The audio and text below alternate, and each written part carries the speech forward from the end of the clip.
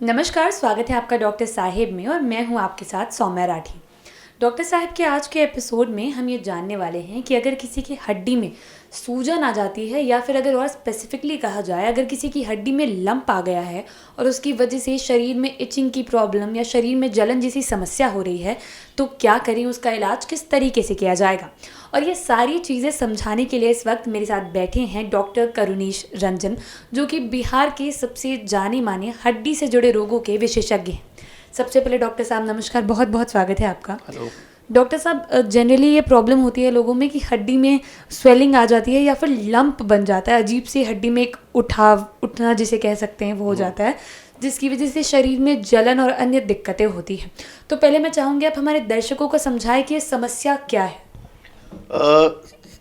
Actually ये question ऐसे present करना चाहिए कि लंप है कहाँ। जी।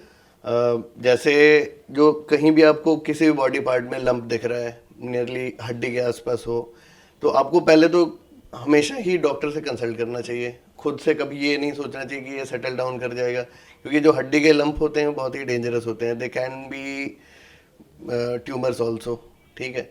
तो वैसे में क्या होता है कि हमें डिफ्रेंशिएट ये करना पड़ता है कि वो वाकई में हड्डी से अराइज हो रहा है या फिर वो मांस के अंदर है, ठीक है।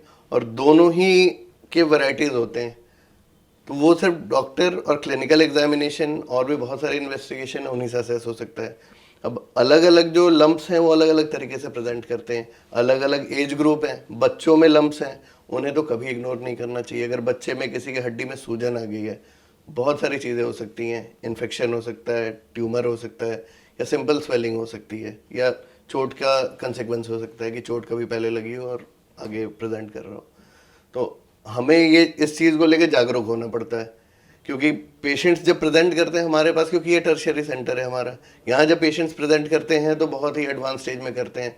कभी किसी को ट्यूमर रहा हो और वो जब आते हैं तो पता चला ट्यूमर फैल चुका है, और लोकल देसी ट्रीटमेंट वगैरह लेते रहते हैं। तो उस चीज़ को लेकर सावधान रहना पड़ता है। हाँ, ट्यूमर से कैसे आप डिफ्रेंशिएट करेंगे नॉर्मल स्वेलिंग को, ये हम पे छोड़ दीजिए। लेकिन हाँ, कोई भी ट्यूमर को आपको सीरियसली लेना पड़ेगा, किसी भी स्वेलिंग को आपको सीरियसली लेना पड़ेगा।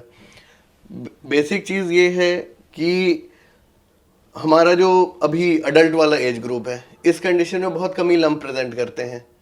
बहुत कम जो पेशेंट आएंगे कि भाई थोड़ी स्वेलिंग आ गई, उनमें मतलब हम जनरली पब्लिक इग्नोर भी करती है। बच्चों में थोड़े जागरूक होते हैं, आते हैं हमारे पास, लेकिन हमारे वाले एज ग्रुप में नहीं आते हैं। लेकिन ऐसा नहीं है, उनके लिए भी आना चाहिए। तो लंप बेसिकली जो हमारे सॉफ्ट टिश्यू से आते हैं उनका ट्रीटमेंट हम अलग तरीके से डिसाइड करते हैं। जो बोन से आते हैं उनका ट्रीटमेंट हम अलग तरीके से डिसाइड करते हैं। हर सॉफ्ट टिश्यू स्वेलिंग को हम पहले तो प्रोसीड करते हैं क्लिनिकल एग्जामिनेशन से, छू के पता लगाते हैं। फिर उसके बाद हम उस पर कुछ जांचें कराते हैं, लाइक एक्सरे, एमआरआई, और भी स्कैन्स होते हैं, सीटी स्कैन वगैरह सारे होते हैं। तो वो चीज़ें आप कराते हैं, उसके लिए आपको एक स्पेशलिस्ट डॉक्टर से कंसल्ट करना पड़ता है।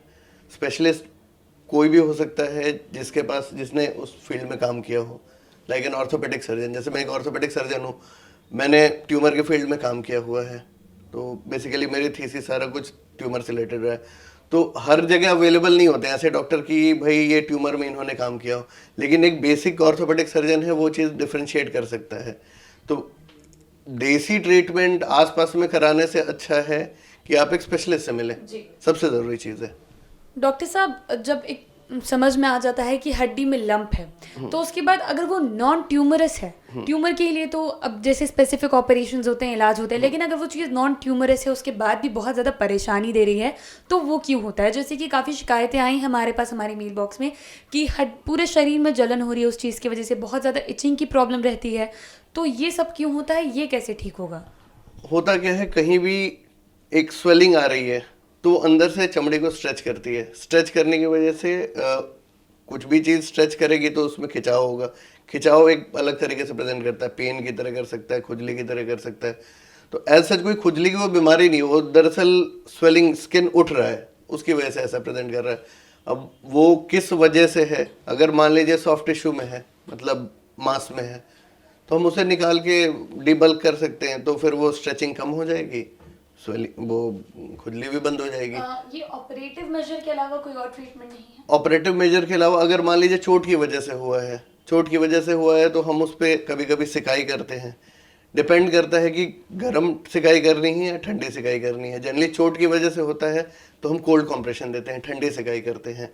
तो वो धीरे धीरे जैसे सेटल डाउन करता है, लेकिन over a period of time वो करता है। पब्लिक सोचती है कि भाई आज किया और कल से हो जाए, बहुत धीरे धीरे चीज़ों में आराम आता है। जी। जो मेडिकल साइंस है, ऑपरेटिव मेजर होता है कि हाँ आज किया और कल आराम आ गया, लेकिन जो कंजर्वेटिव होता है, मतलब जो जिसमें हम चीरा नहीं लगाते हैं, वैसे चीज़ें वक्त लगता है। जी। उम्मीद करती हूँ कि डॉक्टर साहब ने जो सारी बातें बताई हैं आपने उन्हें ठीक तरीके से सुना और समझा होगा। इसी के साथ बहुत जल्द मुलाकात होगी अगले एपिसोड में।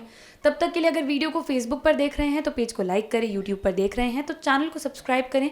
कमेंट सेक्शन या मेल बॉक्स के माध्यम से आप हमें बता सकते हैं कि डॉक्टर साहिब से आपके और क्या सवाल हैं। धन्यवाद।